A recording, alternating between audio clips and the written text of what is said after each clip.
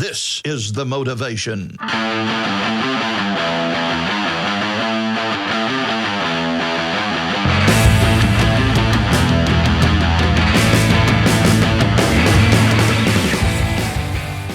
Welcome to this week's episode of JJC2C, the podcast that talks about what's important on and off the mats.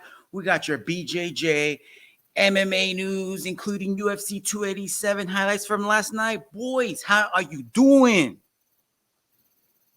Fucking doing great, man. Caught some fights yesterday, although I missed the main event, dude. Tell us about it. Tell us about it. And just a little bit. Once we get to that, tell us what happened, all right? Because how you doing this weekend, my man? I'm doing good. Up, getting ready for this interview, or not this interview, but this podcast. Looking forward to hearing about Alfonso's night last night. Oh man, can't wait to talk about that. Pero yo feliz en mi santo hogar. This was Alfonso last night. No. Ándele. Con un caguamón. Iba a decir una nota desgranado en la carretera, pero con esa canción. It's Friday and my body knows it, right, Fonzo? That's exactly what happened, man. It's Sunday fun day, but it feels like a Friday. Gentlemen, we got some BJJ news, like I said before. We got some UFC news. Let's freaking do this. All right, let's start it off with some BJJ news, because you missed the conversation last week, but you already know that Mica tested dirty, right? Yep. He supposedly tested dirty for some steroids. I'm not a musclehead. I'm not into steroids. I don't really know.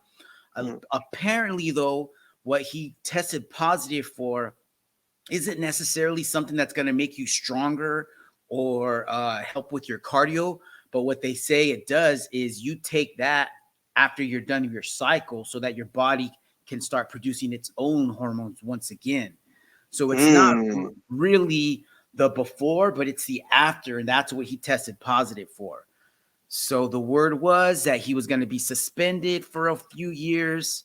Then him and his dad came out with this statement, and he's like, hey, my doctor put me on this plan, and he prescribed me this ingredient, this substance that happened to be illegal. So I'm going to go ahead and take a 12-month suspension. So that's the route that he took. What do you think about this? He said that, by the way, he said that the reason he was put on this type of prescription was because he was stressed out. His hormone levels were a little low, I guess. And this was something that his doctor gave him to help, I guess. What do you think? I kind of read the same thing. I didn't get so much in the detail with that one. But I did read that I guess he had gotten a prescription medication from his doctor, and that in the prescription, so I'm guessing it's like a tablet form, like the clear tabs where they actually put the medication together. I'm guessing from what I understand, there was a little bit, or there was some of that, whatever the substance was in that prescription. He didn't know about it. That's what I had read. And so he was taking it, didn't realize, and he was apologizing for it. But I also heard something about it, and I was going to ask you about it. They were talking about something about was it Henry Gracie's getting involved, or I saw some post about him getting involved and getting paid some money to talk on his behalf, and that's how he ended up getting the 1 year suspension versus Craig Jones was talking about it.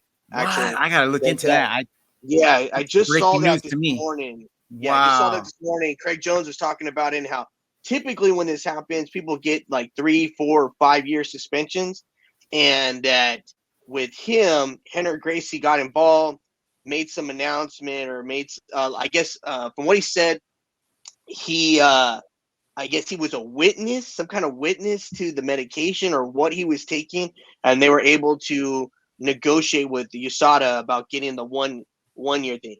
I don't know how true that is. I just know that I just saw that recently on Craig Jones's website or his Instagram page. Wow, so I'm pretty curious. Yeah, that's I wouldn't be surprised because he was supposed to originally have gotten a 3-year suspension, and then all of a sudden it turned into a 1 year suspension, and then on top of that, the suspension's almost over because he can start competing again at the end of July. So yeah, right. That's what I was. There could be some truth to that because when the post that's on the screen right now, that's a screenshot of his statement that he released on Instagram. You already know the news. I want to explain my side now. My doctor used a banned substance in my treatment. My father and I have always tried to align ourselves with the best professionals to help my career. And unfortunately, that mistake happened and I accept it. This is to my fans, the people who admire my work, my career since I was young. My most sincere apologies. I'm almost so upset about this situation, blah, blah, blah. I was reading another post and someone said something along the lines of, what about getting a reduced suspension for snitching? You guys remember a while back, John Jones was supposed to have had a really long suspension for performance-enhancing drugs, and he ended up giving out a few people, and they reduced his sentence. They reduced his suspension. I'm sorry. So that sounded kind of. I can't remember who it was. They didn't say, but they did say. But if you look it up, we'll look it up, and then I'll report on it next week. But I also just sent you the Instagram post because I sent you that Instagram post right now, so you can check it out from Craig Jones. Going over that. All right. Well, maybe once we get going a little bit, I'll try to put that in at the end of the show, and we'll check that out before we close out. That'll be something else to talk about, gentlemen. BJJ news. So more or less, we kind of already knew this was going to happen, but it kind of sucks because he's upper echelon. I mean, this is what happens to the top. Top end up getting in trouble because they're the top, because they are who they are. They put people in the seats. They sell pay-per-views. They sell tickets, whatever. They sell instructionals. They're going to get a little slap on the wrist, whereas the people who aren't at that level or who are trying to get that level but don't have the means or don't have a Henry Gracie in their pocket, they Kirkland was also talking about and saying that I guess USADA only test the gold medalists. Yeah, they don't test silver and everything under that. So, I mean, wow. Yep. Yeah, I guess it costs a lot of money. I don't know. Dude, then why are they charging us $160 a tournament? Right? I guess the process is if you didn't win, then you're not cheating. So fuck you. You know what I mean? And if that's you did true. cheat, that's true. Lost, so fuck you. Anyway. That should be in like IBJJF rulebook, like page 27. Oh shit! If you ain't cheating, you ain't trying. Give me your gold medal back. All right, let's switch gears into some MMA news. And actually, this is kind of not MMA news. This is more like entertainment news. But eventually, what is up with this? Eventually, this might trickle into MMA news someday, but not right now. It's already happening. How so? Isn't there was a post about a fighter? Well, let's tell the people that are listening, what are we talking about right now? All right. Yes. Go ahead and kick us off, Frank. Well, we're talking about the Endeavor acquisition of WWE. So now UFC is housed in the same umbrella, the same company as WWE. So now they're like brothers, partners. So do you guys think this is going to have an effect at all? Do you think this is going to affect fighter pay? Do you think that we'll see people moving back and forth? What do you see? I don't know, to be honest with you. I'm pretty I have no idea where this could go. I just hope that it doesn't come into the this is real wrestling type of UFC fights and everything where we already have all these issues with you're watching a fight, all of a sudden the judges come back and they're completely different than what everyone else saw. So I'm just hoping it doesn't make it worse. But I really don't know what's involved here. Are they start coming out and doing these speeches and everything before their UFC fight? Kind of hyping up everyone like Ultimate Fighter did back in the or Ultimate Warrior did back in the day. I don't know. Well, check it out, man. One of the things I was watching recently was like the organizational chart of like how the CEO, president, all that stuff is going to work, right? And so Vince McMahon is supposed to be the chairman of Endeavor now, of this new company, right? So he's overseeing both the UFC and the WWE. So he's basically Dana's boss. What? Yeah. It's so are they gonna have like a fight backstage? Are they gonna like rough each other up backstage now? before the UFC fight? Well, here's the other thing though. Like, who's the other guy? Ari, what was his name? The guy that runs the UFC along with Dana. Yeah, I forgot Right. his name. Anyway, so they asked that guy, like, because he's also like high level, right? Mm. They were asking him, like, so what does that mean for the UFC? What does that mean for the WWE? Like, since Vince McMahon is going to be higher in the totem pole than Dana, does that mean that he's going to start dictating what happens at UFC fights? Like, like what's happening? Mm. And what he basically said is like, no, it's not going to be like that. He goes, Dana White is the president of the UFC, and the WWE's got its own president. I forget that guy's name. And then each person is going to be in charge of their own, like, basically the brand, right? Like, UFC's been built the way it is because of Dana White this whole time. So we're not going to fuck with that, basically, what they're saying. What they're doing, though, I think the merger is happening. It's just more of a tax-driven incentive somehow. Like, it just helps with taxes, one of those corporate tax loopholes type shit deals. So that's probably why they're doing this. And then the other thing is, it is going to be more of a spectacle. So you probably will see like a change in like, I don't know, production value, even though it's a pretty nice fucking production value now. It'll allow them to do other things that they haven't been able to do. And then They're gonna have like a Royal Rumble once every 8 months, a Royal Rumble. You know what? That would be dope. That would be dope. That would a cage match. They have like a full cage match with ladders and stuff. Yeah. Or a tournament style. You know what I mean? There you go. I don't know. One of the things Frank was saying before, though, what were we talking about, Frank? About like them maybe trying to form their own channel now, like their own network. I was just saying maybe, they could possibly try to do something like that, just form their own network. They got such a giant catalog that they could just pull away from ESPN. They could pull away from Peacock Network and start their own network, possibly. Yeah. Ooh. And then they could charge whatever they want. Well, they exactly. do that now. Yeah. Yeah. Dang. Now, does that mean the fighter? You were saying something about the fighters going back and forth. Does that mean that Ronda Rousey's going to come back to the UFC so she can get her ass knocked out, or they could, or vice versa? That's just a possibility. You know what I mean? That's just yeah, and it does. Yeah, and it'll be easier for fighters to be able to do that. Okay. There is a fighter. I forget his name. I was reading about it recently. Who is looking to go to WWE recently, and he's like a middle of the card kind of fighter. I forget who it was though. That's probably why. Yeah. But anyways, that we'll see what happens with that. What are your thoughts, guys? Honestly, man, I don't really care. I don't think it's going to do anything for any of us, especially the fighters. It's not going to affect fighter pay. It's not going to make people become WWE fans all of a sudden, I think it's just that they're just collecting cards, basically. Endeavor's a business company. They're in the business of making money. They buy things that they think they can make money off of. It's already worked with the UFC. The WWE has proven time and time again that it's a money maker. So why not combine the two?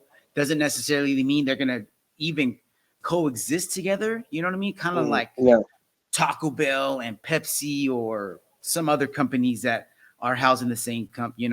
Unfortunately, I don't see fighter pay changing at all. So just something else, next story. Whew. All right, so let's get to the meat and potatoes of the show, my fellas.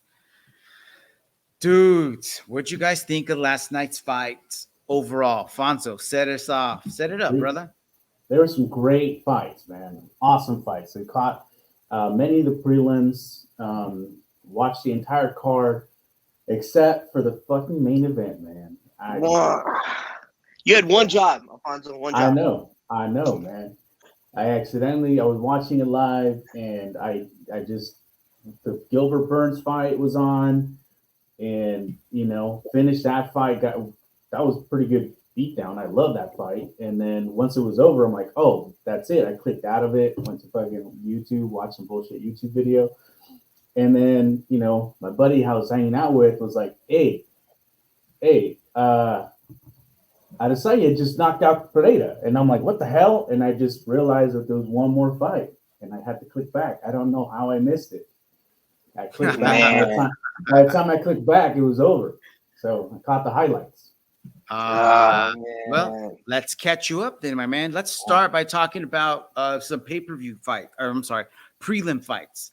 So one of these fights didn't happen. That was the Carl Williams Chase Sherman fight. That fight got canceled a few hours before it was supposed to happen. So let's start by talking about Gerald Meerschaert taking on Joe Pfeiffer. Damn. Cuz, did you get to watch this fight? Yeah, that was a slugfest right there. Barn burner. Dude, Pfeiffer has some damn, like, just power, man. Those are sledgehammers. Yeah, right? Yeah. Sledgehammers he's got. Put him out. Gosh, that was bad. Yeah. That was easily one of my favorite knockouts of all time. I'm like, damn, this guy just and it almost looked effortless too. You know what I mean? It wasn't even like he was like swinging wild. Like it was just like yeah, it was a solid. There's punch. a lot of power in that dude right there. Yeah. Yeah, it's gonna be interesting what happens next, man. So we'll see what happens Yeah. with him. Other good fights on the prelims. The Michelle Waterson Luana Pinheiro fight. That fight was pretty good. They were going back and forth. You could tell one fighter had a little more power than the other. Waterson held in to the very end, but she was scrapping, man. She wasn't going down. Yeah, that front kick that she had at the very beginning of the match. Dude, that thing was coming out of nowhere. Yeah, that shit sent her freaking across the ring. That was nuts. And it dropped her one time too. Mm-hmm. Yep. You know, I mean, Waterson, she did fairly well. I thought she was gonna kind of get rolled over. She hasn't been doing so well in her last few fights, but she actually did pretty well. But I mean, she couldn't secure it, but she did well. That other girl's just got a lot too much power, dude. Pinheiro had some hands. She's got some hammers for sure. Yeah, definitely. What about Waterson's Karen haircut didn't help? I think that's what ended up happening. Karen haircut, get out. You son of a bitch. All right. The last fight on the prelims, total barn burner fight. Chris Curtis, Kelvin Gastelum. Did you guys get to see this one? Fonzo, did you go back and watch it? No, I saw this one. Oh, you saw this one? Okay. Yeah, I saw that one. I didn't catch the Waterson fight. Okay, that was the one. I was making a solid price.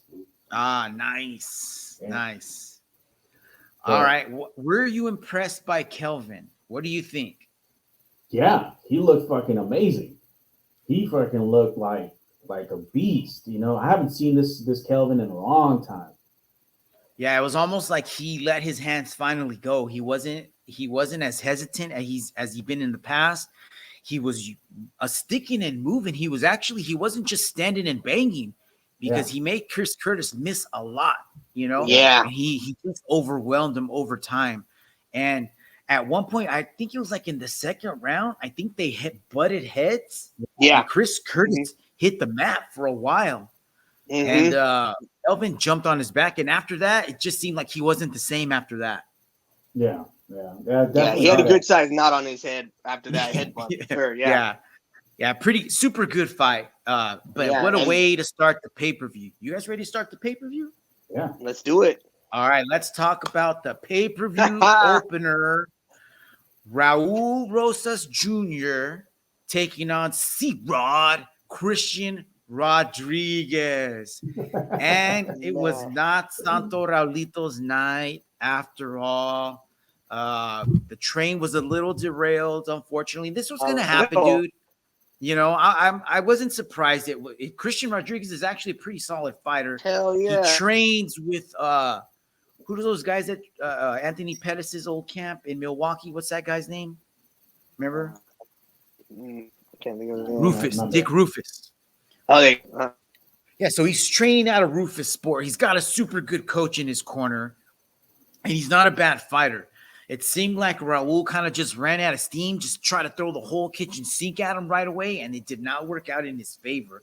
Christian kind of just weathered the storm, almost like the way you would go after a crazy white belt. You know what I mean? Scrappy white belt that's just very bucking like a bronco. Exactly. Yeah. You just wait him out, and that's what he did. He was not panicking. He wasn't exerting a lot of energy. When he would get him in a compromised position, he would try to push the action as much as he could, but he never forced it. He never like I said, he didn't use all of his energy. You know what I mean? Fonzo, what happened, man? You're a little quiet over there, bro. Yeah, man. Well, I some tears. No, man. I was kind of watching this fight because I had to go back and make some more asada fries around this time, so I was kind of in and out watching this, and it surprised me because when I first watching it, I was like, oh shit, okay, Raul Rosas has got this, you know what I mean? Because he came out guns blazing. I'm like, all right, cool. It's gonna be very similar to what he did before. And then I went outside because I was making the asada fries outside. And when I came back inside, I saw fucking Rosas on the ground, like almost getting rear naked choked and like looking like he was about to cry. And I'm like, oh, what the fuck happened? Not just playing. Yeah, so I have to go back and rewind and watch again. But yeah, I mean, that's exactly right, man. He just got tired. He just didn't know what to do at a certain point. And I think you're absolutely right, man. It was like, a novice going up against somebody who's been there for a while, just riding the storm. Because that's exactly what it is. This guy's still a novice in terms of MMA. He's still a young kid, where, as the other guy was just, he's been there a while. He's more weathered. He knows what to do. He's way more experienced, and it's just mature. Yeah, exactly. It's a marathon and not a sprint. Right. Although it was only a 3-round fight, so I'm really surprised because he just went in like a kid, man. He just went in like he did. He's had this energy all week. Have you guys not noticed it? I mean, every interview, his energy is like through the roof. And it's like, bro, you got like 5 days, chill, relax, calm down. And I kind of feel like the moment maybe got to him. And I think the moment also got to another fighter that we'll be talking about in a little bit. I think his coach even asked him, like, after the first round when he came in, he was asking, like, hey, are you okay? Like, so I think they even saw something off with him. But yeah, he looked like a young fighter, young 18-year-old fighter. He was very spastic, doing everything, kind of just moving around.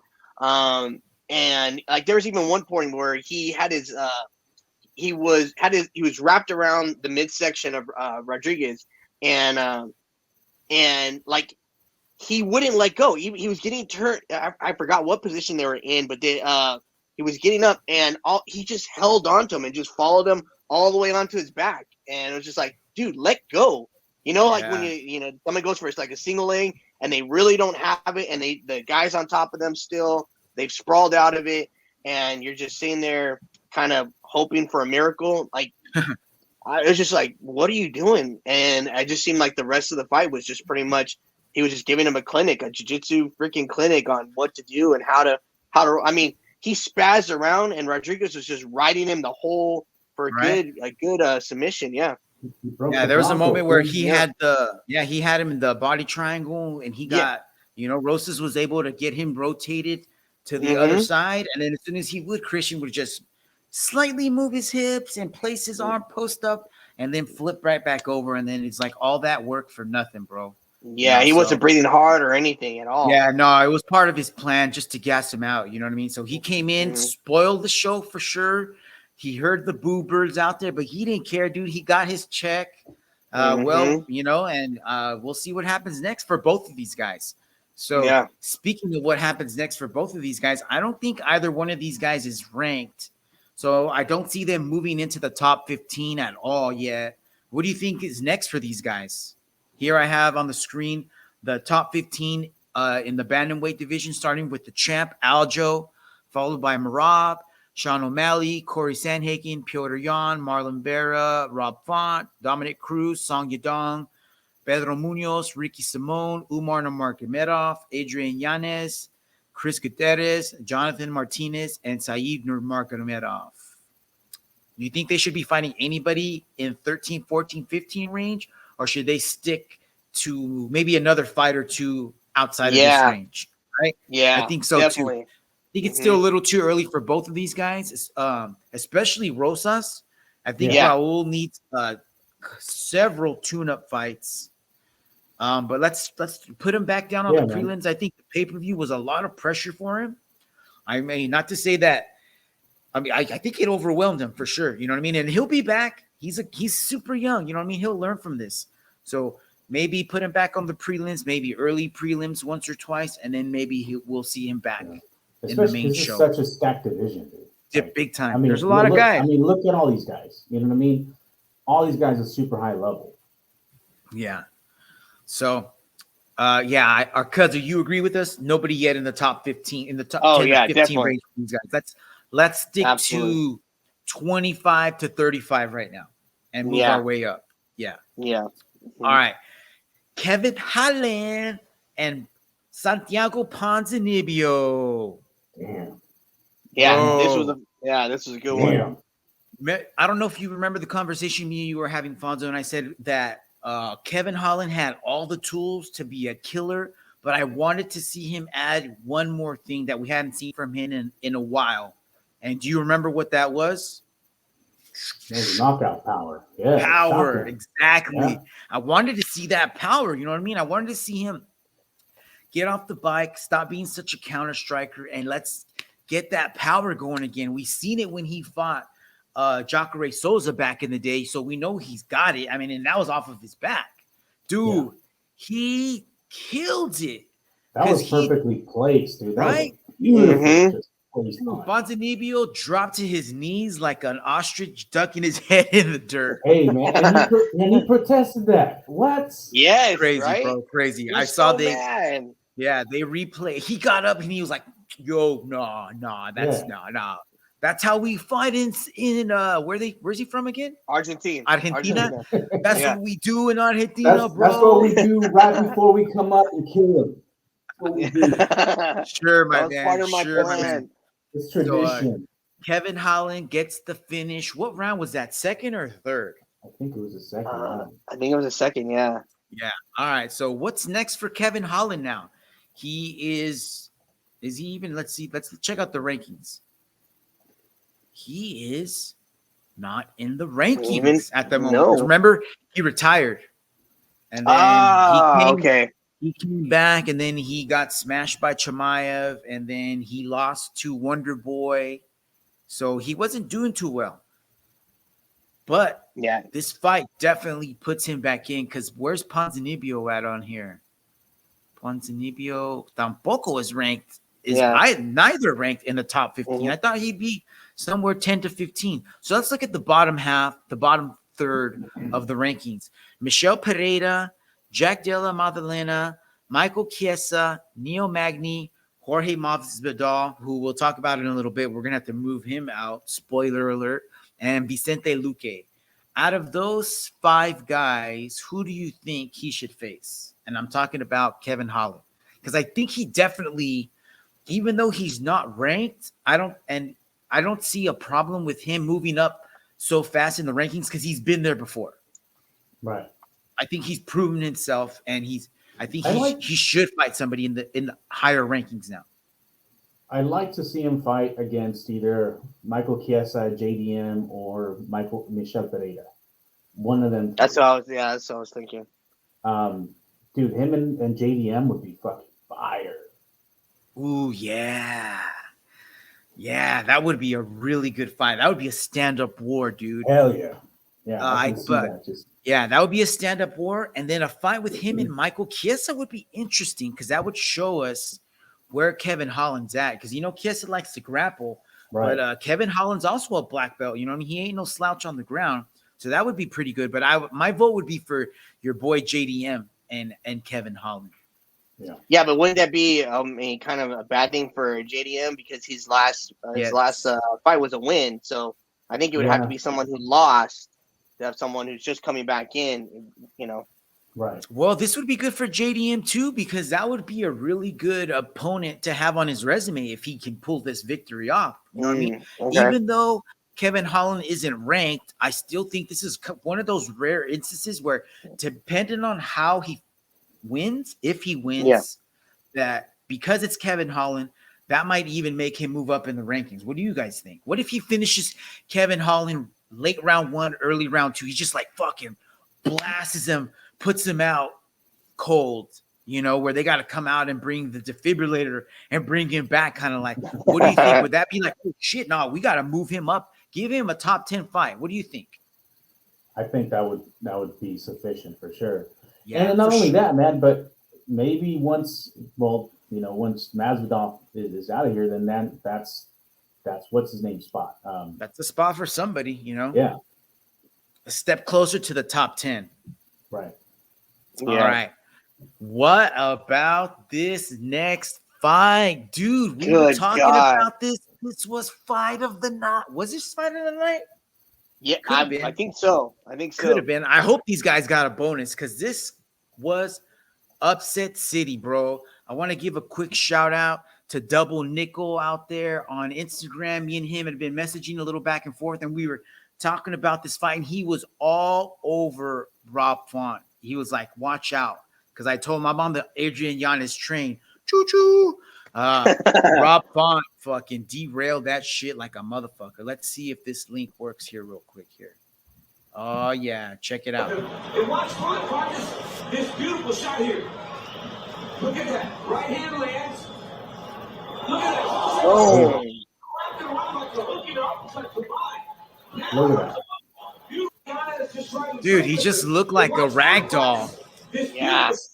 And that was such a like just like awkwardly, not awkward, but like just a interesting thrown strike. You know what I mean? Because like it was kind of like a hook mixed with an uppercut kind of a thing. So Giannis didn't see it coming at all. You know what I mean? Like he was just not aware that was even gonna happen. So right, yeah, his eyes were rolling in the back of his head as he was going down. That's how bad that was.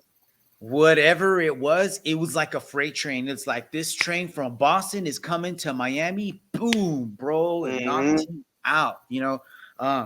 One of the things that I was talking about earlier was that I kind of felt like these guys were overwhelmed. Did any of you guys catch the Countdown show or any of the embedded series? No, I didn't. Dude. I'm trying to get the details on this guy's Instagram page. It's double nickel 55_. Give him a follow. He's got a parlay page where he gives you bets and whatnot. But me and him were having a really awesome, educated conversation about this.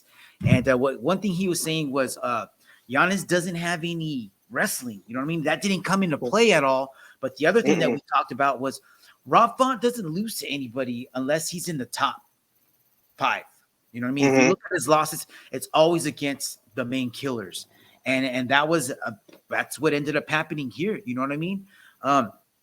What I was going to say about the embedded series and the Countdown show was that it kind of seemed like Adrian was content to just be there. He was like so happy when he got his luggage. He's like, oh, I'm in Miami.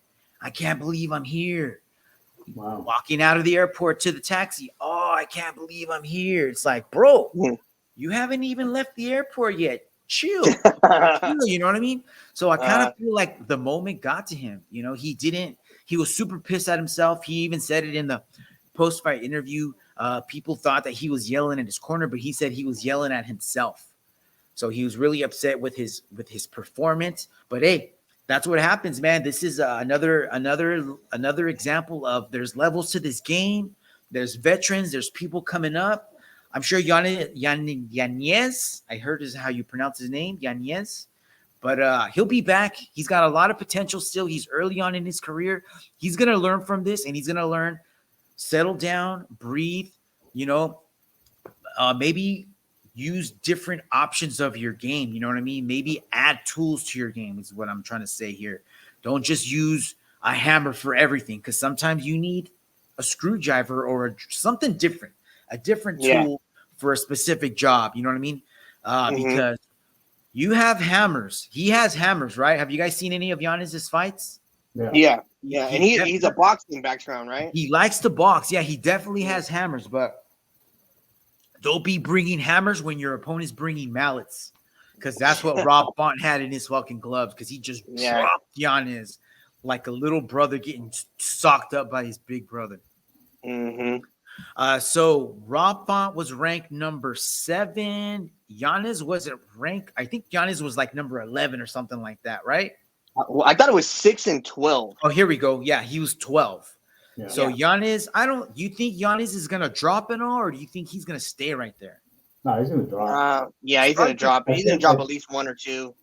Yeah, because those guys underneath him are they're hungry and they're coming off wins. So I'm sure there's gonna be some switching of people there. But let's look at Rob Font. Rob Font's at number 6. Right above him, Chito Vera at 5, Piotr Jan at 4, Corey Sanhagen at 3, Sugar Sean at 2, Marab at number 1, and Aljo. What do you think is next for Rob Font? Because he's definitely not done. He took Sean O'Malley. Sean O'Malley. Ooh. Yeah. What do you say, Alfonso? I don't know, man. Maybe Piotr. Just because, like, it's, you know what I mean? That Piotr needs a fight to prove himself, to get back up. And then Rob needs another big name to get even higher on the rankings. So that would be a good fight for them. Yes. But I do agree with the Sean. Although I think Sean is kind of probably wouldn't. Sean's waiting for a title shot. Yeah, he wouldn't want to take that. I don't think so. Yeah. So that's the only reason I would probably go with Piotr. Yeah, I think that, and that would be a good fight. That would be a stand-up war. I think that if Piotr were to lose that fight, that would be what? How many in a row would that be? 4? 4 in a row? Jeez. Yeah. I don't know if the UFC would kick him out after that. They would probably start giving him fighters in the 5 to 10 range, maybe no more top 5s for Piotr for a while. But this would be a definite big feather in Rob Font's cap if he could, finish Piotr Jan or even just win decisively, right. In predominant fashion. That would propel you into the top 5. I don't want to see him and Chito yet, maybe maybe I don't know how it would play out any differently, but Chito's in a different spot right now. I don't think that he could call that, I think there's other more interesting fights for Chito at the moment, but I'd like to see Robin and Piotr Jan for sure. That would be a good one. Yeah, but I mean, I was thinking, Sean O'Malley. I mean, because Sterling, he already has a fight with Triple Cheese. Yeah. So I mean, to keep him, keep him busy. Yeah, keep him busy. Maybe throw Rob Font at him. Yeah, that would definitely be good. Yeah, and that would be a good matchup stylistically, because what are the chances that Rob Font's going to try to take Sean down? They're probably just going to bang it out, and that's what Sean wants. Yeah. So and that's what we want to see. Yeah, that'd be a good. You know what, cuz that would be a good pay-per-view. That would be a really good. That would be a good fight.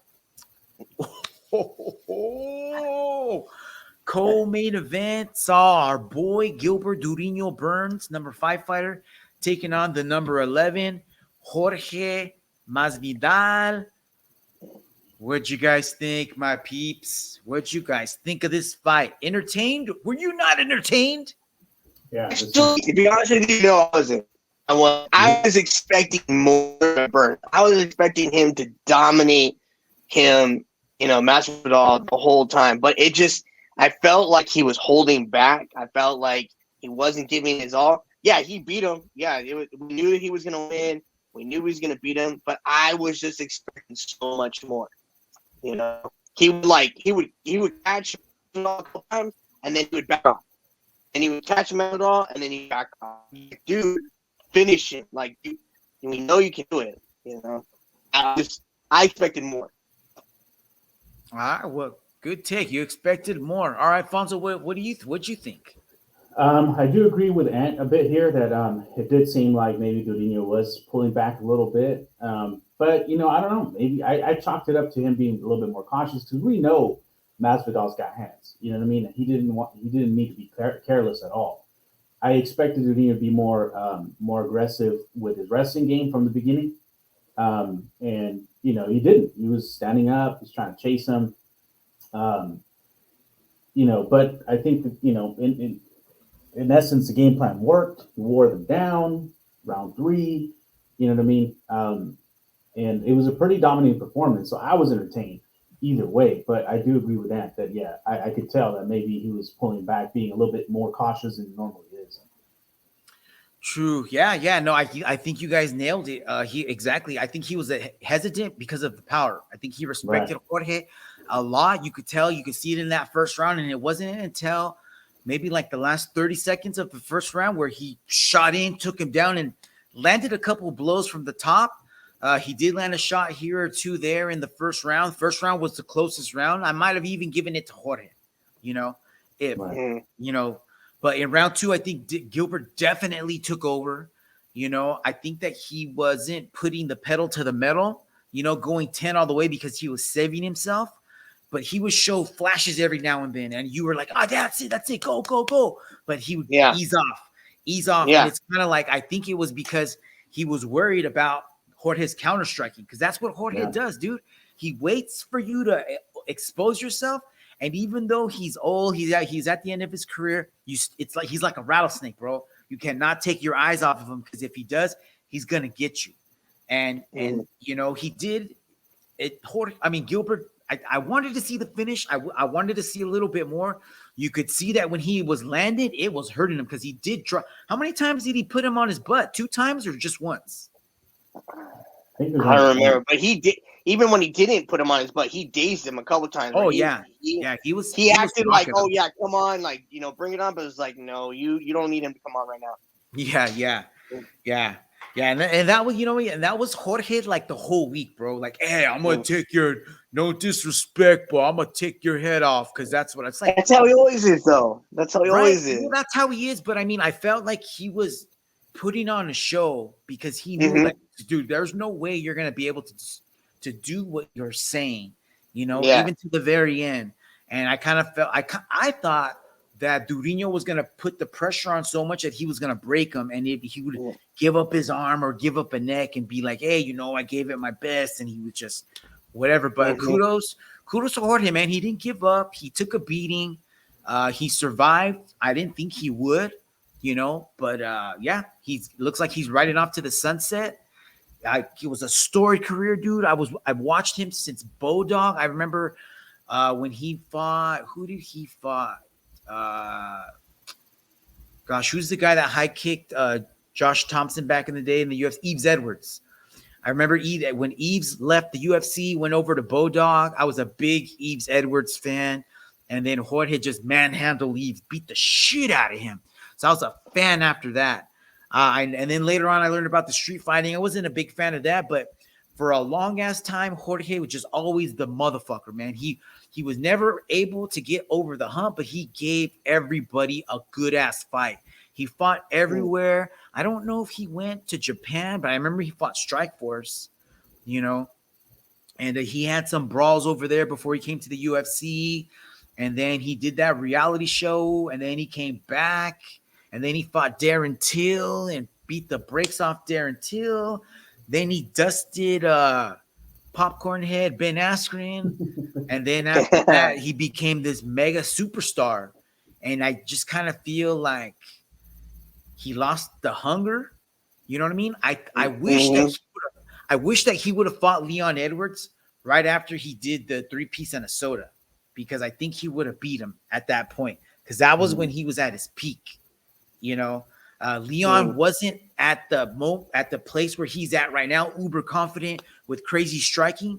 And I feel like they were in different places, and now they've switched, and Jorge wasn't able to get back. And it was just because he'd already been to the top. He already saw what it was like. He tasted that lifestyle, got the big checks. You know what I mean? Dude, he got that private jet flight to Dubai when he fought Kamaru the first time, stopped him wrong for fucking pizza.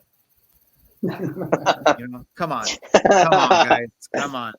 If you're hungry for the title, that's not what you're gonna do, bro.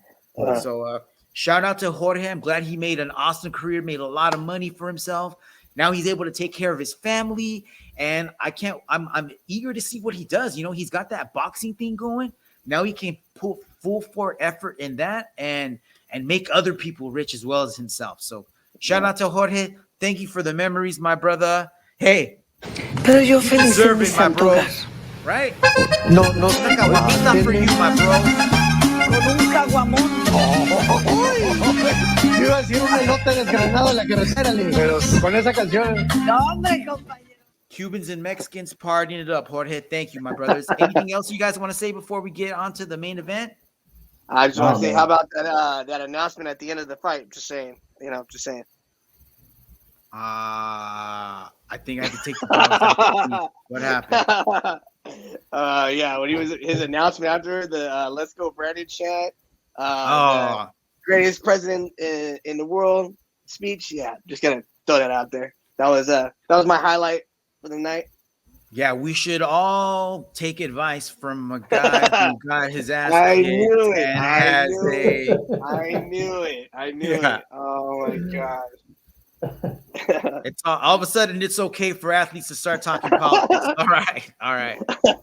Hey, you know what's funny though? There's a cool picture where it was Trump, Vince McMahon, Dana White, Kid Rock, Oh, yeah. and Yeah, someone was and like, Mike Tyson. Oh, Mike Tyson. yeah, Yeah. and Yeah. someone was like, actually, it was our boy, Adam Woods, who posted it, and he's like, everyone in this picture has worked for Vince McMahon at one point or another. So, hey, there you go, bro. There you go. The greatest president of all time.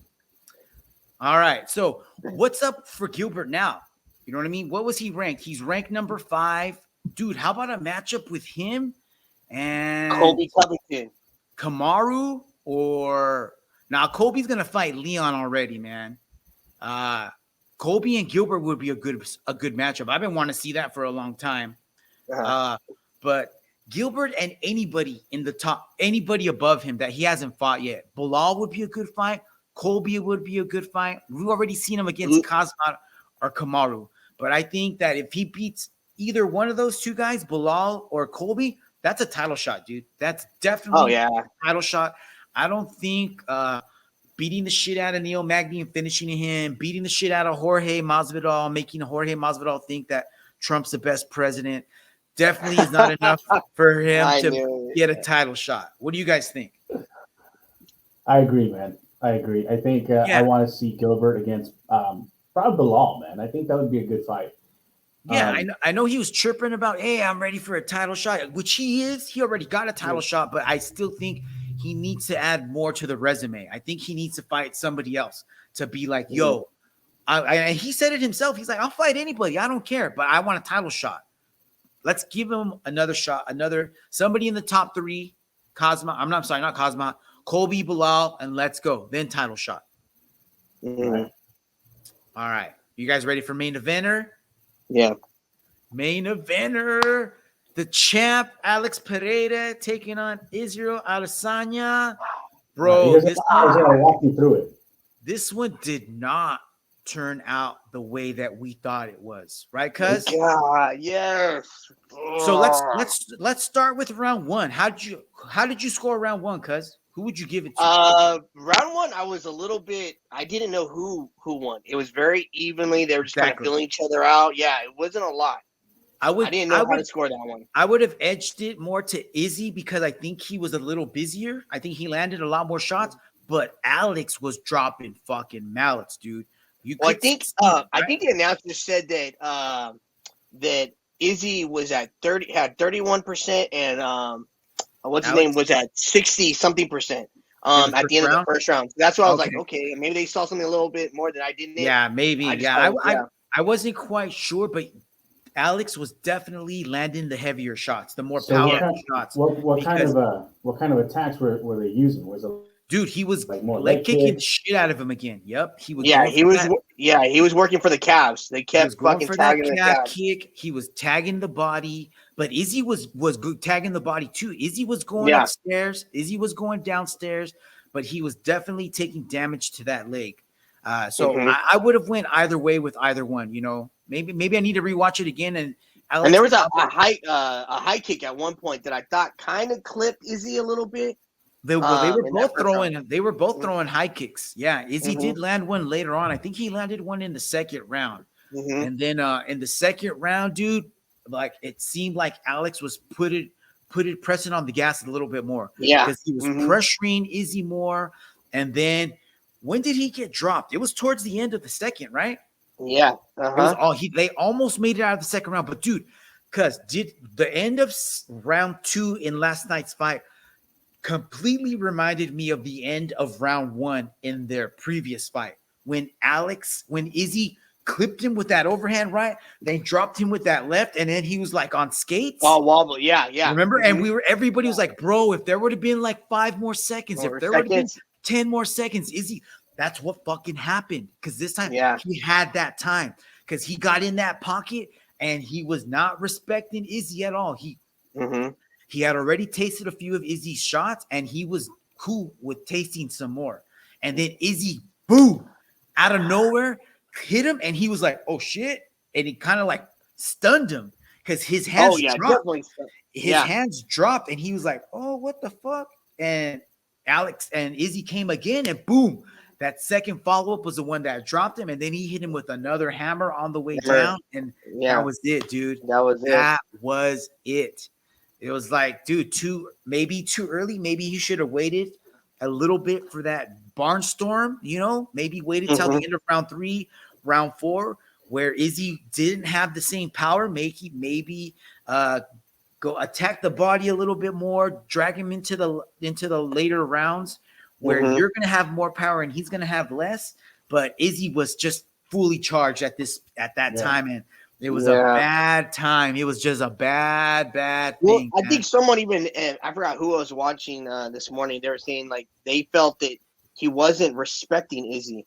There was a lot of times where he would come in and he would just drop his hands. His hands were down a lot. Like he really wasn't respecting him, and he got fucking caught. Well, because you can see every time he got hit, he didn't really get stunned or get pushed back. And every time Pereira hit Izzy, he would get pushed back. Definitely. So he was just getting more and more confident as the fight went on, and it led to his demise for sure. As you're talking about this, it just reminded me of like this is the kind of shit that Durinho didn't want to happen. You know what I mean? Because that's what would have happened if he continued to press against Masvidal. So this is a cautionary tale we were talking about before. You know what I mean? And you're right, man. And here's the thing: Pereira did this during the first fight. Like he ends up going wild when he smells blood. You know what I mean? Like his guard is super open. He doesn't tighten up that guard anymore.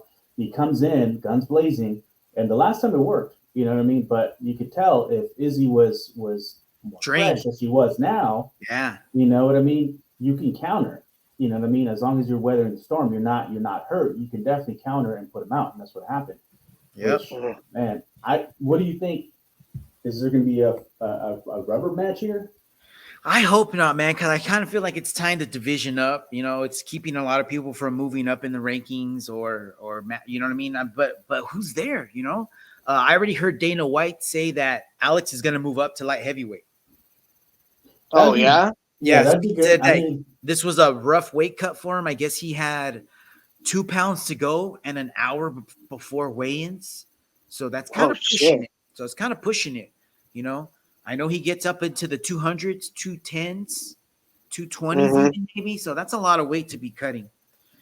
So maybe he is going to be moving up. But Dana White, well, who knows? Dana White's a damn liar. He'll always go back for money. So I think I need to see them fight again. I need to see it. Maybe not right back. Maybe not. Throw it back. Maybe wait a couple. I do want to see this again.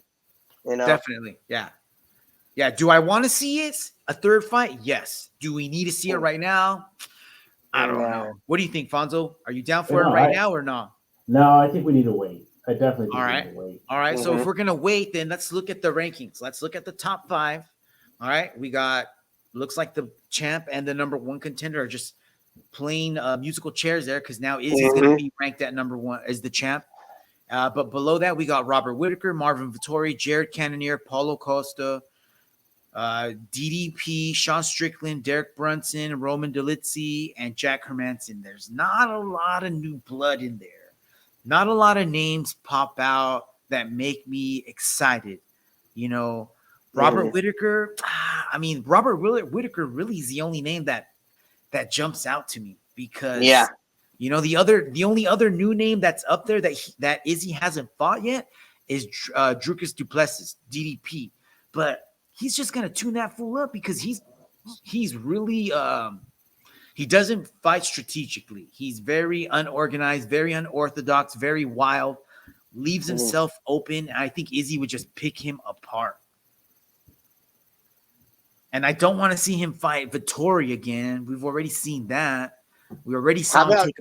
How about rematch with Kevin what's his? How do you say his last name? That fought number 15. Kelvin? Yeah. I mean, he fucking worked him the first time. Oh, He was the closest to whooping his ass. So I mean, he's the only one other than Alex that's been able to get close to him, you know. But I think that Kelvin needs another big win before he gets into the ring with him. So how about Kelvin and Sean Strickland? Oh, that'd be good. Yeah, that'd be a good one. Yeah, I'd like to see where Kelvin's at. I want to know if Kelvin in this new camp in Arizona is the real deal, or was this just a matchup thing for him and a flash? You know, let's see if he can keep it going. Let's give him another tough fight up in the rankings. Let's let him move up, and then we'll see. But you're right, cuz that would be an interesting matchup again, Alex and Kelvin, if Kelvin can show that this new version of him is the real him. Yeah. All right. Anything else you guys want to add? Alfonso, who do you think he should go up against? Who, Adesanya? Yeah, I think I'd like to see him go up against Whitaker. But yeah, the Kevin Gastelum after one more tune-up fight would be probably my go-to fight after this. Yeah, it's too bad that we didn't get to see Robert Whitaker and Paulo Costa fight, because then that could have presented itself as a number one contender fight for sure. You know, I know Marvin Vettori just is coming off of a win over Roman Dolidze, but I still don't think that that's enough to be like, oh yeah, he's a contender. Give him the next title shot. Maybe Marvin Vettori and Paulo Costa, since Costa didn't want to fight Whitaker. Let Whitaker fight Izzy, and let's set up Paulo Costa and DDP, or Paulo Costa and Marvin Vettori. Right. That would be cool. Well, why don't we just put 1 through 5 in a cage and like close it all off, and then everybody against everyone? You either get thrown out to the cage or knocked out. It's the only way you can win. I love it.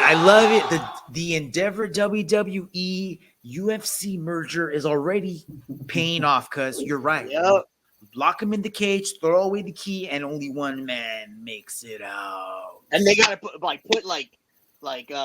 giant a hole in the cage on like four sides, and that if you can toss them out through that hole, they're out. Like they're out of the tournament. They're done. How about one catapult in there? If you can knock him out, throw him in the catapult and launch him out, that's another launch way. him out into the crowd. Yes. All right. I like your we style. got ideas. Yes. Let's talk. All right, Fonzo, anything else? No, man. No? Well, that's the last story, my friends. Cuz, anything you want to add before we wrap this episode up? No, just thanks for having me, man. It's good to be back on. Yeah, heck yeah. Let's keep it going. Fonzo, closing remarks, my brother. Yeah, man. I just got to say it was good night of fights, even though I'm still bummed that I missed the last one. I have to go back and rewatch it. And, I got to not do that again, because, I missed out a lot, man. But hope that everybody else wasn't like me and actually got to watch it, and let us know what your thoughts are. That's right. Thank you, everybody out there, for listening. Hopefully you're going to have a fantastic week at work. When you get a chance, head over to our YouTube page, and you can watch this episode so that you can see the videos and see what the crap we're talking about when you have time. And don't do it while you're driving, because we need you guys around. And ladies, we need all of you. All right. So follow us on YouTube at JJC2C_podcast. You can find us on Instagram at JJC2C pod. You can find us on all major streaming platforms at JJC2C podcast. Until next week, Jujiteros, keep rolling and training. We hope to hear from you soon. Peace. Pero yo Happy feliz en mi Easters. santo hogar. No, ándele. Con un caguamón. Iba a decir una That's my new favorite granada en la soundbite. carretera, pero con esa canción. All right, that's a wrap. This is the motivation.